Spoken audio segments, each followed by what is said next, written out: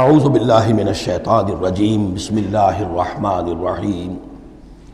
یا ایھا الذین آمنوا لا تکونوا کالذین آذوا موسیٰ وبرأہ اللہ مما قالوا، اہل ایمان ان لوگوں کے مانند نہ ہو جاؤ کہ جنہوں نے موسیٰ کو اذیت دی تھی۔ دیکھیں موسیٰ کو ایک اذیت تو وہ تھی جو ہم سورہ مائدہ میں پڑھائے ہیں کہ جب موسیٰ نے کہا علیہ الصلوۃ والسلام کہ اب اللہ کی راہ میں جنگ کرو، اور پوری قوم نے انکار کر دیا۔ ظاہر بات ہے کہ جو آپ پر بیزاری طاری ہوئی، جس پر آپ نے کہا کہ رب انی لا املک الا نفسی واخی فافرق بیننا وبین القوم الفاسقین، تو اس سے اندازہ ہو رہا ہے کس قدر آپ کو تکلیف پہنچی ہے۔ ایک بات روایات میں آتا ہے کہ آپ پر کچھ جسمانی عیب بھی لگایا گیا تھا، وہ اپنی حیا اور شرم کی وجہ سے وہ اپنا لباس جو ہے وہ خاص طور پر اکثر و بیشتر کبھی بھی آپ عریان نہیں ہوتے تھے، جو ان کے ہاں جو رواج تھا ان میں یہ ہے کہ اتنا لحاظ نہیں رکھتے تھے، لیکن یہ کہ اب انہوں نے یہ کہنا شروع کر دیا کہ کوئی عیب ہے ان کے اندر جسمانی طور پر جس کی وجہ سے یہ اتنے شرم اور حیا کا مظاہرہ کرتے ہیں۔ بہرحال اللہ تعالیٰ نے اس کے لیے ایک سبیل پیدا کی، ایک لمبا قصہ ہے کہ جو احادیث میں موجود ہے۔ تو فرمایا تو اب یہ ہے ذاتی قسم کی ایذا،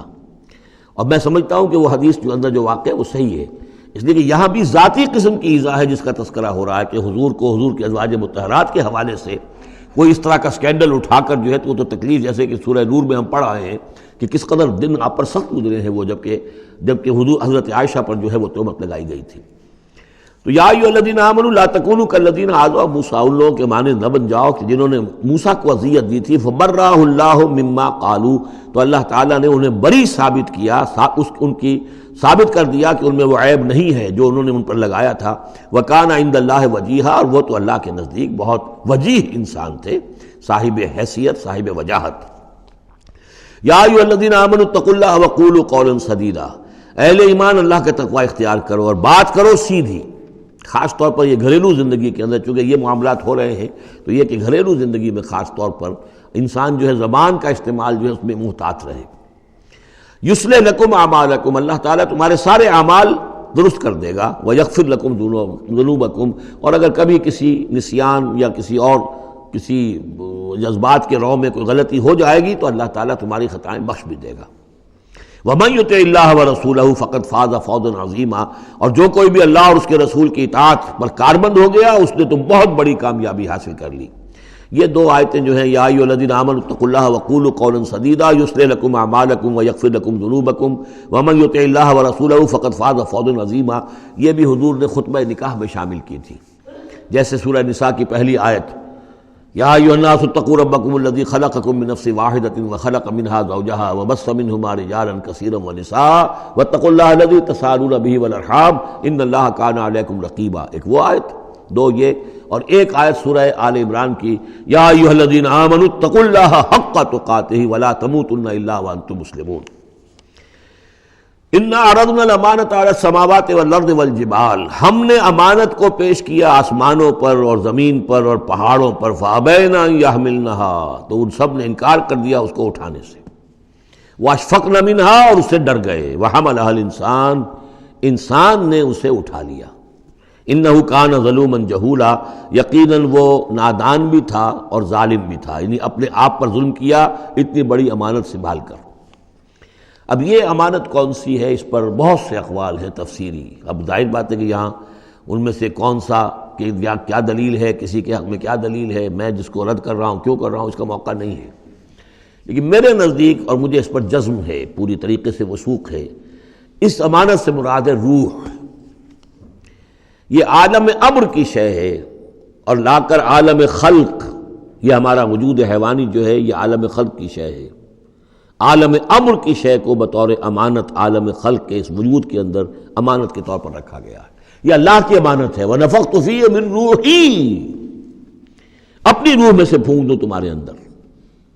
تو یہ ہے امانت، بہت عظیم امانت ہے۔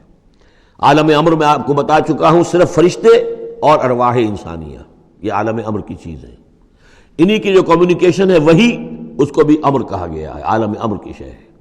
باقی جتنے بھی ہے یہ جنات ہوں یا جو بھی حیوانات ہیں، ہمارا بھی جو جسد حیوانی ہے وہ جو ہے عالم خلق کی شے ہے، اور یہی شے ہے اصل میں وہی جس کی بنا پر کہ انسان مسجود ملائک بنا ہے، یہ جو روح ہے اسی کی بنا پر مسجود ملائک ہے، اسی کے بنا پر خلافت ملی ہے، اسی کے بنا پر وحی کا یہ محبت بنا ہے کہ وہی اس کو آ سکتی ہے۔ جنات کے ہاں وہی نہیں ہے، ان میں روح نہیں ہے، وہی نہیں ہے، کوئی نبی جنات میں نہیں بھیجا گیا، بلکہ انسانوں ہی میں جو نبی آئے انہی کی پیروی جو ہے وہ جنات بھی کرتے رہے۔ اور یہ جو روح کے پھونکے جانے سے پہلے یہ کیفیت تھی، وہ تھا ظلوم اور جہول۔ یہ میں سمجھتا ہوں کہ انسان کا جو حیوانی وجود ہے، جو میں نے کئی مرتبہ اس سے پہلے بیان کیا، اس میں تو کمزوری ہے۔ خلق الانسان من عجل، خلق الانسان ضعیفا۔ انسان جو ہے وہ تو اس کی فطرت، اس کی خلقت کے اندر جلدی عجلت پسندی بھی ہے، انسان کمزور پیدا کیا گیا ہے، یہاں ظلوم اور جہول کہا جا رہا ہے۔ اگر تو صرف حیوان انسان ہوتا اور اس میں روح خداوندی نہ پھونکی گئی ہوتی تو ظلوم اور جہول تھا، لیکن روح خداوندی پھونکے جانے کے بعد اب صورت وہ نہیں ہے، اسی لیے فرمایا گیا والتین والزیتون وطور سینین وہذا البلد الامین لقد خلقنا الانسان فی احسن تقویم ثم رددناہ اسفل سافلین۔ ہم نے پیدا کیا انسان کو تو سب سے پہلے پیدا کیا تھا ارواح کی شکل میں، وہ احسن تقویم، بلند ترین رتبے کی شے، لیکن پھر اسے لوٹا دیا ہے نچلوں میں سب سے نیچے، یعنی جنات سے بھی نیچے چلا گیا انسان۔ کیوں چلا گیا؟ کہ اس کا یہ جسد حیوانی جو ہے ان سے کم تر ہے، اس میں یہ ڈال دی گئی روح۔ تو یہ ہے وہ امانت میرے نزدیک، واللہ عالم۔ لِيُعَذِّبَ اللَّهُ الْمُنَافِقِينَ وَالْمُنَافِقَاتِ، اس امانت ہی کا اب یہ ظہور ہوگا۔ اس کا نتیجہ کیا نکلے گا؟ جو اس امانت کا حق ادا کرے گا اس کے لیے اللہ تعالیٰ کے لیے روح و ریحان و جنت نعیم۔ جو اس امانت میں خیانت کرے گا، اس کا حق ادا نہیں کرے گا، وہ حیوانی بن کر رہ جائے گا، حیوانی خواہشات اور حیوانی ہی داعیات ہی کا تابع فرمان بن کر رہ جائے گا۔ اس نے گویا کہ خیانت کی اس امانت میں، اس کے لیے لِيُعَذِّبَ اللَّهُ الْمُنَافِقِينَ وَالْمُنَافِقَاتِ وَالْمُشْرِكِينَ وَالْمُشْرِكَاتِ، تاکہ نتیجہ یہ نکلے کہ اللہ عذاب دے منافق مردوں کو، منافق عورتوں کو، اور مشرک مردوں کو اور مشرک عورتوں کو۔ وَيَتُوبَ اللَّهُ عَلَى الْمُؤْمِنِينَ وَالْمُؤْمِنَاتِ، اور اللہ تعالیٰ عنایت فرمائے اور معاف کرے اور توبہ قبول کرے اور توبہ کی توفیق دے اہل ایمان مردوں کو بھی، اہل ایمان عورتوں کو بھی۔ وَكَانَ اللَّهُ غَفُورًا رَحِيمًا، یقیناً اللہ تعالیٰ غفور اور رحیم ہے۔ یہ جو چوتھا گروپ تھا مکی اور مدنی صورتوں کا، وہ یہاں ختم ہوا۔ 8 مکیات اور 1 مدنی صورت۔ صدق اللہ العظیم۔